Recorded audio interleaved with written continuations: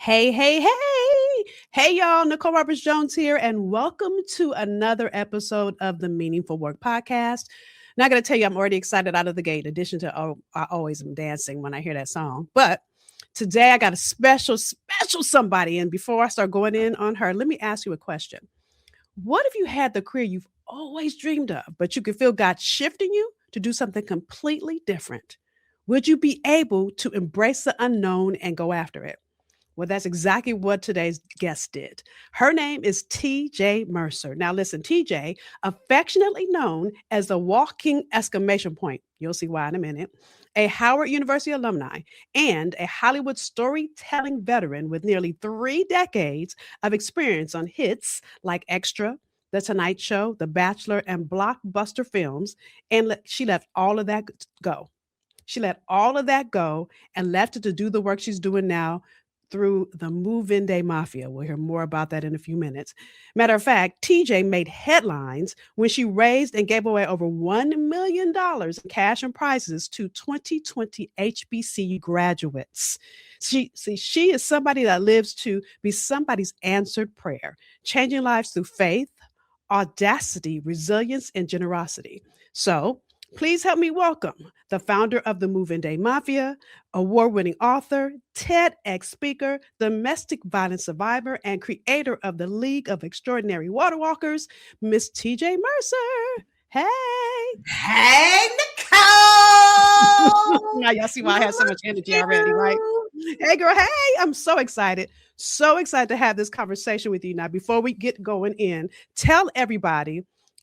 Now you guys see Move-In Day Mafia. And yes, let me say it out of the gate. Those of you that want to support it, you can. We'll tell you how to do that at the end. Mm-hmm. So tell them about, how you got started, what it is, and all the things before we start going in. So as you said in the opening, I had just moved to Atlanta when the lockdown hit, right? And being a person that always brings people together, I know one thing for sure and one thing for certain is God created me to bring joy. So in a way of looking for how to do that, I created this virtual bingo game that took off. We played every Saturday in June for several months, gave away almost $10,000 because people were donating. And then right around, I guess about April, we started seeing that graduations were getting canceled.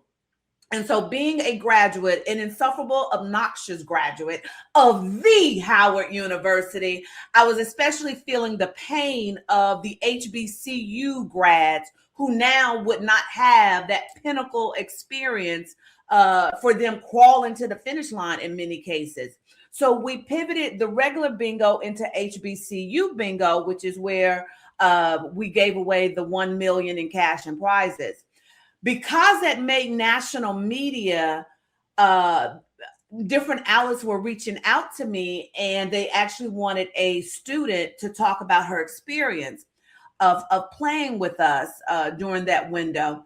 And when I overheard her story, she mentioned that she was a student who was aging out of foster care when she first went to her HBCU, and her social worker drove up to the campus, pulled up to the curb, let her unload what little she had, and then just left her. And until that point, Nicole, I had never thought about this population of students. What happens to them? Because that was not my move-in experience at Howard. Right. And so I went to God, like, I don't know what I'm asking, what this can look like, but we need to help, so that no student has to make this transition alone. And Move-In Day Mafia was born. So the definition of who we are, I like to say that we are a mob of volunteers who descend upon HBCU campuses to move in students who have either aged out of foster care or unhoused or grappling with financial hardships. But we don't just stop there. We don't just move them in and be like, okay, we'll figure out the rest on your own. Every month, We provide them care packages. They have Mafia mentors. We end up being a surrogate family, if you will. And actually, right before this interview, I was in a Mafia crisis. We are there to be their family, to either be that big sister, that aunt, to help them navigate what is happening in their lives. And Right. to date, we have moved in 109 students at 28 HBCUs since Wow. 2020. That's great. So great. So great. So look, if I had the applied noise, I would put that on. So here's what I would love for you to share, because it sounds great, y'all, now on this side. Yeah. But to go from a lucrative career, again, 3 Mhm. decades. So it wasn't a 5-minute career, right? And working on some of the biggest names of TV, film, some of the biggest stars. I can go on and on. To go Mhm. from that to now this small idea, and it's not small now, but I want you to get when it starts a seed. How Mhm. did you say yes to that in the face of uncertainty, like not even knowing that it was going to work out? So that's a layered question, in that there was a lot of stuff that happened before we got to move in day Mafia. But it did start with one day God saying, "You're done. Wait, come on, You're stop. gonna." Wait, let's stop right there. Because somebody, God has been saying that to you, and you keep Mhm. going to that job, keep staying in that relationship, keep doing the same thing, and it's been over. Okay, sorry, just go It ahead. was, I didn't think it was over. It was a struggle. It wasn't, I immediately got some get right. I asked for sign after sign after sign after sign. What do you mean I'm done? Because being in television, that was the only thing I'd ever wanted to do since I majored at Howard. And so to Yeah. be living this dream career, I graduated in May. I was in Hollywood by June, and my career just kind of took off. And so, it wasn't like I was miserable. I had a revelation last week that I've never had a job, fortunately, that I hated. Every job I've had since I was 16, I've enjoyed. And so it was one of those things like, what do you mean? This is what I've worked so hard for. We're done? Like, what does Mm, done even mean? And what do you mean? What am I supposed to do after? And here's the thing, though. When God tells you to do something, he ain't gonna necessarily tell you what's the plan. okay. So my faith and my desire to be obedient had to far outweigh my comfort zone and my need for answers. I knew the way he said it to me was that if I did not leave that career, take the leap, and trust him, things would not go well for me. And so I left the business, and for months, Wells Fargo kept sending me their requests for the mortgage, and there was no income coming in. And Mhm. then one day, it just dawned on me, it started clicking that I have all of this, knowledge of working behind the scenes of television. Maybe that's useful, for someone. So I started a company called Media Mavericks Academy. And that's where I taught authors, experts, coaches, and entrepreneurs how to book themselves in the media without a publicist and without being a celebrity. God allowed me to do that. I loved that for several years. And one day he said, "Okay, you're done." Dude, what? Not only that, Nicole, he said, "You're done, and I'm moving you out of LA." Hello. What? Why? I love LA. Like, I love, my whole adult life has been spent here. Go where? And he said, "Atlanta." Why? I don't, like, I'm from the South. I'm born and raised in Tennessee. I love coming to the South and taking my butt back to LA.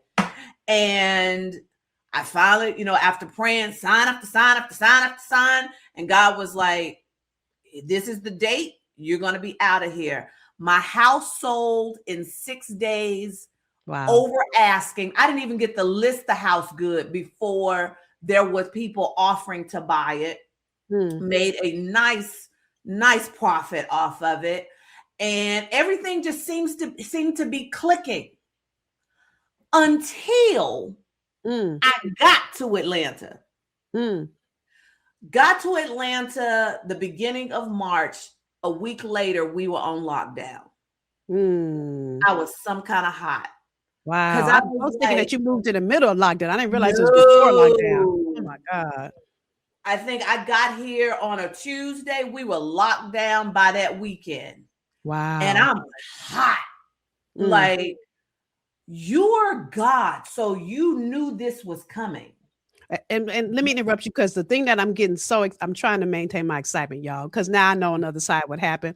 And she and I are like, we go through things. This is my prayer partner to call, like, girl, I just need you for 5 minutes, right? I might not talk to her for 2 years, and then we have a 5-minute prayer. So the thing I love about this journey is I want you guys to get this as you're listening, how God matriculates you, right? You guys, those of you that have been here, you hear me talk about this all the time. We know how we matriculate through education, but purpose, we don't know. God does his best work in uncertainty. All we can do oftentimes when he's getting ready to drum up something, abundantly above all you could ask or think, all you can do is trust him in the middle of it. And so I'm hoping you're hearing, as TeeJ is sharing her story, all the layers of trust. So left entertainment, had to trust that. Didn't know what she was going to do. And then all of a sudden, plunk, okay, let's start Media Mavericks. Did that. Then, that's over too. Now you're in this pause again. Now, again, it's matriculating. And let me just say this, because you know my story too, TeeJ. But you guys have heard me. Listen, she and I have entertainment in common. The thing that I love that you just said is your gift for editing and production. What are you doing now, editing and production? You're doing the same thing in a different arena. Same thing. It definitely has prepared me for what I do now. I can see the storyteller in me is what brings, Best Buy to the table. Amazon is one of our partners. Cisco is one of our partners. Just had a meeting with Microsoft the other day. So everything definitely has been built, stair steps. Right. Nothing has been wasted. And so I was saying that in me thinking, God, you knew this was going to happen. You could have left me in LA to ride this thing out with my friends. Yeah. Likewise, God, you knew this was going to happen, and you pulled me out of LA so that I couldn't be with my friends. So there's something you want to do through me or with me in this isolation. Come on. Had I not shifted that train of thought, I probably would have still been mad. So one of the first things that I did was I looked at who was complaining and who was suffering. And I don't mean complaining in a bad sense. So let me just correct that. But I was watching parents freak out and get frustrated. And I was like, well, what can I do? What's in my hands? Like my first TED Talk is called Use What's in Your Hands. And it's about this experience. So I'm looking at what's in my hands. I'm a storyteller. I know this. So what I started doing is I created story time with Auntie TeeJ, where I would go live Monday through Friday, and I would just sit there and read to kids. I destroyed Dr. Seuss. If you have ever read Fox and Socks live, like the first day that I did that, it was hilarious because I didn't practice beforehand. But then I started getting messages from parents who were thanking me for just going live and occupying their kiddos for 30 minutes where they can go take a shower or they're going to go take, and so that became a thing. And then we started the bingo where we started playing every night. And so I started realizing, okay, God pulled me out of LA for such a time as this. This is my assignment. And so when I look back, I get right real fast now because I have enough receipts of seeing, okay, God, okay, yes, long as I confirm, it ain't gonna take me long to move now. Right. It really has become more of a ludicrous moment. When God moves, I move just like that. So, I know what I wanted to say to people listening. If you've ever stretched before, like you do exercise and you stretch, I like to describe this faith journey like this. If you've ever stretched, you hit a point where you can't go any further, but you hold that stretch and you just start breathing through it, exhaling, inhaling. Then you'll notice, oh, it don't hurt as much. So then let me go deeper into the stretch. You hit that same point. I can't go any further, but you just stay there and you lean into it, breathe into it. And then you're like, okay, I don't feel this stretch anymore. Then you stretch some more. That to me is the faith journey. God is not going to actually come through and just, take you 10 steps beyond what your belief is. He will actually manage the faith that you have, let you stretch, get used to that. And then you'll get to the point where you make it leaps and bounds because God has shown himself to be faithful. And you've shown yourself to be obedient so he can keep stretching you. So I love that stretch analogy. I love it because number one, it's visual. But number two, I think when we move a little further and we can allow ourselves that moment to stretch is where God does his greatest work. So I would love to hear, maybe one habit or mindset. Right now, we know faith, but what's one habit or mindset that you might suggest to some of the listeners that they're in the place right now where they know they're in an uncertain place, whether they know it's time to make a job change, maybe it's time to start something, a business, write a book, whatever that is. What one shift in mindset or what have you would you recommend that they need to embrace to do that? This ain't deep. For me, I'm real practical. I got real comfortable reminding God of how he built me. He didn't mind me asking for signs because it wasn't a indication of my lack of faith. It was an indication of, I just want to be sure I ain't talking to myself. So my mindset is God is okay with me asking for signs. And so I'll just go to him like, okay. Now he has gotten sick of me. And basically I've heard him say, all right, little girl, you ain't getting no more signs. You either gonna move or you gonna regret it. And then I'll get right. But for me, my mindset is I have a great relationship with my mom. It's the closest thing that I can see to how God would love me because of how she loves me. And my mother would not be upset about me asking questions. My mother would not be upset with me just getting clarification because she knows her kid. Right. Like we have a running joke with my mom. If my mother wants me to do anything manual, whether it's load the dishwasher, load the washing machine, wash the dishes, vacuum the floor, she can't tell me that and expect me to immediately do it. She knows she's got to give me time to go sit on the toilet and just think about, okay, when I get up, I got to go do this. She knows her child. Why wouldn't God he knows he wired me. My baby is going to do it. She just needs time to process it. Right. Once I settled on that and him not being afraid of not ever asking, you don't question God, because I'm a preacher's kid. We grew up in that mentality. I question God all the time. If he can't handle my little old questions, then he ain't got no nerve being the God of my life. So I would have to say that my practical mindset shift had to be, I just got comfortable being me with God. So if I had to answer that, I would answer it altogether different. I think for me, because I'm someone that, this, you give me something to do, I'm off running, going to do it. I'm going to make up strategy and I'm doing it. And what I've had to realize, so at the end of 2024, when, first of all, I didn't realize God was trying to tell me it was a shift because I was so busy being busy. I knew that things were changing. So I kept trying to figure out what I thought the shift was. Okay. Instead of me sitting all the way still, I kept saying, okay, I know you're telling me, Lord, to do more corporate work. So I'm going to go and do, and I was figuring it out. Oh, I know you're telling me to go back in churches. So I'm going to go. So I kept doing stuff, right? Instead of saying, God gives you one step and saying, okay, now give me the next step, Lord. Now I'm going to tell you the way God got to me, and I'm going to tell you how the mindset I've had to shift, right? is I had surgery at the end of 2024. Now, I'm not someone that's ever sick. I ain't had many surgeries in my lifetime, but I promise you, I felt like between 2022 and 2024, I had so many surgeries. The last one, God set me all the way down. Like I couldn't do anything. Like my husband wouldn't even gonna let me have my computer in my lap. Had he not been here, I probably would have been cheating and trying to work. But God set me completely down, and it was in that silence. Now, mind you, I spend time with God every day.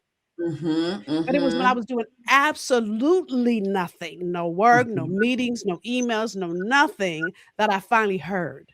And the reason I'm sharing that is because for me, my obedience comes in knowing not what to do, meaning that sit your butt down somewhere until you have the full direction, not a little piece of the direction.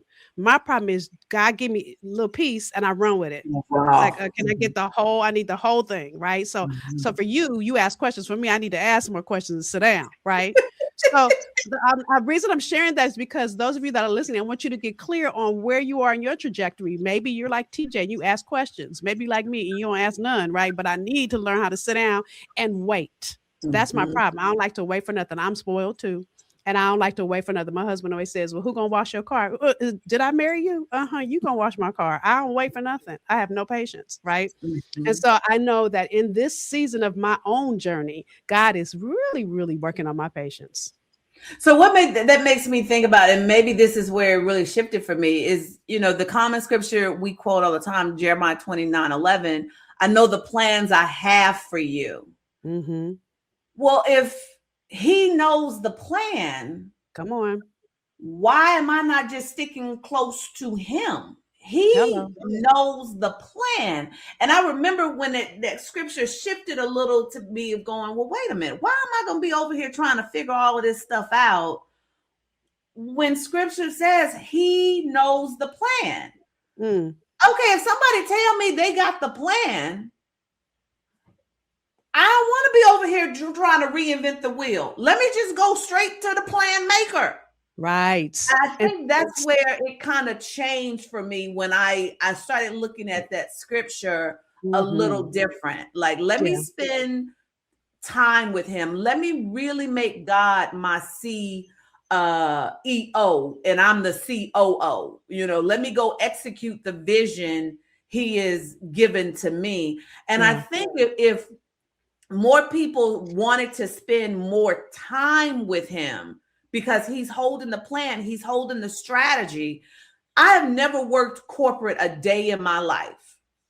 So now being the CEO of a nonprofit where it's corporate, we got to, I always say I got to get on the pole to raise this money, and it's like, it's all these moving parts of compliance and all of that. If I didn't have the plan and the strategy from him, we would not have seen the growth we have seen in 3 years. People are blown away by how much we have accomplished. Multi-billion-dollar companies came knocking for us. I didn't go knocking for them. Right. And I tell them point blank, listen, I'm learning, I'm growing. I don't know what's possible. I don't even know what I can ask you for. Will you help me? I'm very humble when it comes to doing this, but because that is the strategy that God gave me. Just be honest. People want to help these kids. So if you want to know the strategy and the plan, get it from the plan maker. Come on, and sit still long enough to get it. Hello. My problem is, listen, y'all, so funny. I was just talking to my pastor about this yesterday. He said, your problem is, and he said it to me, he said, you get this much and you run with it. He said, which, if you were on my team, I would love that. But sometimes this much is not all God has to say. He has a comma where you put a period. Right. And I'm ready. Okay, Lord, you said what? Okay, but I'm running. Because then I'm going to figure out how to interpret it instead of, again, getting the plan from the plan maker who had the plan before I was born, who already knows how the end from the beginning. If I would just sit down and let the end happen on its own. Play out. So, as we're into this, girl, I can't believe 30 minutes is almost up already. Listen, I want you to tell folks about, I love what you're doing through Movie and Mafia. I watch everything. I love it. And I want you to tell folks that are saying, hey, I want to be a part. Hey, how do I help? Tell them how do they help, or what ways can they help support what you're doing. Well, the easiest thing is to donate, obviously, moveindayMafia.org. Because, like I said, we don't just move them in. We walk with these kids for 4 years. So they need stuff because kids are expensive. So they need detergent, deodorant, shampoo. They need that every single month. So the other way to help is during the 14th and the 21st of every month, we do what's called the Adopt a Scholar Week. That's where we've taken their essential needs that they have submitted because it's non-negotiable for us. They get to choose what they are asking for. We don't just give them and say, hey, be grateful that we're helping. They fill out their own forms. We take that and compile it into Amazon wish list. And then the 14th through the 21st, you can go select any school that is on our list and purchase off of that wish list. We also need volunteers during move-in season as well as during the off season, because there's still, we need to scale. We need corporate outreach. We need mentors. If you want to be a Mafia mentor, we need every kind of skill set. So all of that, you can start over at moveindayMafia.org. And lastly, it just hit me, is that we need introductions into different companies that have perhaps the Black ERGs, the employee resource groups, that let me present to them Mafia so that we can start, just creating a whole family around them. So we need intro, we need referrals. This year for 2026, I'm really praying for an airline sponsor, a hotel sponsor, as well as a rental car sponsor, and Uber and Lyft as well for the students. So everything, though, starts over at moveindayMafia.org. If you think you're going to forget and you want to be a part of the Adopt a Scholar Week, go over to moveindayMafia.org/Adopt a Scholar, and you can join the mailing list to be notified when we drop the wish list.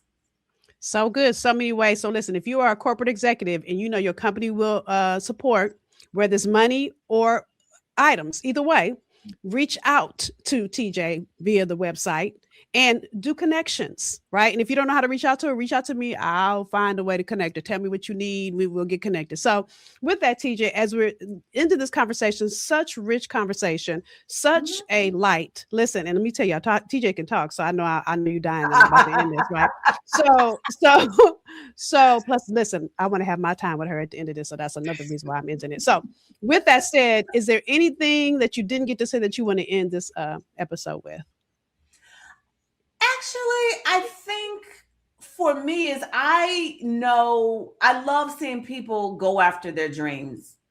And I love seeing dreams come true. I love participating in making dreams come true. There's nothing that brings me more joy than surprises. But what I've also noticed with my faith people, my water walkers, as I like to call them, is you got to get out the boat.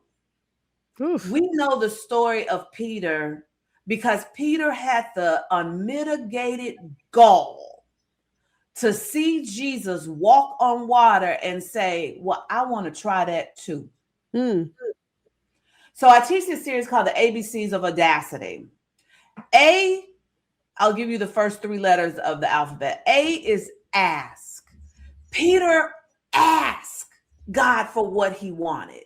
Mm-hmm. The rest of the disciples, they stayed in the boat. B is believe for what you're asking for.